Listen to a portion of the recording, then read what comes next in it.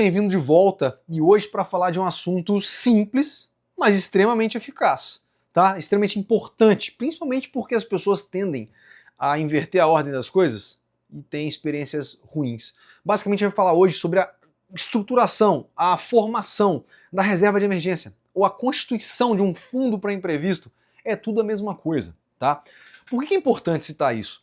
As piores experiências ao se tratar com investimento normalmente estão atreladas a pessoas que investiram recursos em coisas que não conheciam e com objetivos diversos, tá? Objetivos que não batiam com o objetivo daquele produto financeiro, tá? Todo produto financeiro, independente dele ser melhor ou ele ser pior, ele tem um perfil de investidor. Ele tem alguém que quer aquele tipo de investimento. Até o pior investimento, uma poupança da vida, ela foi feita para atender às necessidades de alguém. Quer dizer que seja boa, tá? Mas normalmente, o cara, ao ter dinheiro para investir, ao invés dele confeccionar a reserva de emergência em primeiro lugar, ele vai buscar investimentos que rendam mais. Só que o investimento que rende mais, não necessariamente ele estará disponível caso você precise. Tem ótimos investimentos conservadores que você perde uma grana se sair antes do prazo pactuado. Então, se você comprou um CDB, um ativo de emissão bancária qualquer, para 3 anos, com uma taxa maravilhosa, mas você optou em sair antes, porque você se apertou, porque você trocou de ideia, porque você vai comprar um carro, vai comprar um apartamento, sinto em lhe dizer que esse investimento vai ser muito pior que talvez a poupança, porque você comprou com intenção errada. Então, basicamente é o seguinte, reserva de emergência tem que ser obrigatoriamente um ativo conservador, com liquidez imediata, tá? E de preferência com retorno nos investimentos bem previsível, tá? Dizer exatamente quanto é que vai ter é difícil, porque o juro sobe, o juro cai, não tem problema. Mas se ele estiver atrelado, por exemplo, ao juro da economia, você sabe que você terá o juro daquele período que você passou investido. Então existe uma previsibilidade quanto ao retorno. Tá? Então, uma reserva de emergência tem que ter obrigatoriamente as 3 coisas: previsibilidade de quanto você vai receber, liquidez imediata e extrema segurança, conservadorismo, tá? Basicamente isso constitui uma reserva de emergência. E qual o tamanho dessa reserva de emergência? Quanto que eu preciso ter para confeccionar minha reserva de emergência? Isso é uma pergunta muito subjetiva, pessoal, e a resposta melhor é o depende. Sabe por quê? Se você é um servidor público e tem uma previsibilidade de salário, você precisa de uma reserva talvez menor do que um empreendedor que não sabe quanto é que vai ter no mês que vem. Então, se você tiver 3, 4, 5 vezes a sua despesa mensal, você tem um fundo de reserva extremamente suficiente, porque você tem menos imprevisto do que um empreendedor. Ah, então posso ter 0, já que o meu salário vai cair mês que vem. Negativo. Porque se você gasta tudo que ganha e não tem 0, não tem nada de reserva, qualquer coisa que saia do esperado, você se ferrou, vai entrar na dívida, é inevitável.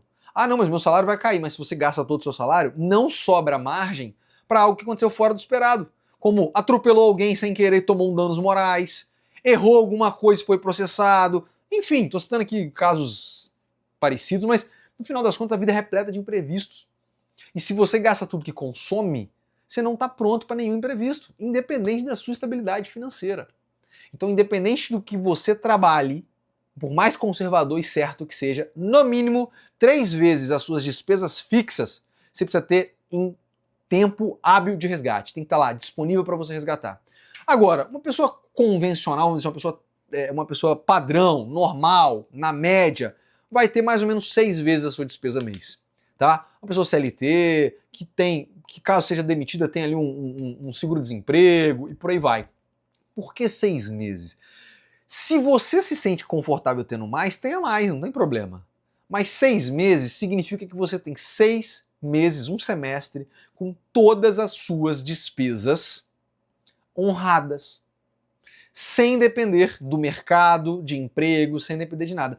Você concorda comigo que 6 meses, um semestre, para correr atrás de colocar tudo nos conformes é um bom tempo? É um bom tempo, a gente tá falando de meio ano. Você tem meio ano para arrumar um emprego, para se recolocar, para se mudar, para se capacitar. Então 6 meses é um bom prazo. Agora, se você é empreendedor ou uma cadeira comissionada, que pode pegar, por exemplo, pensa um distribuidor de vendas que depende de ir presencialmente nos seus clientes lá na pandemia. Como é que esse cara fez se ele não podia sair de casa?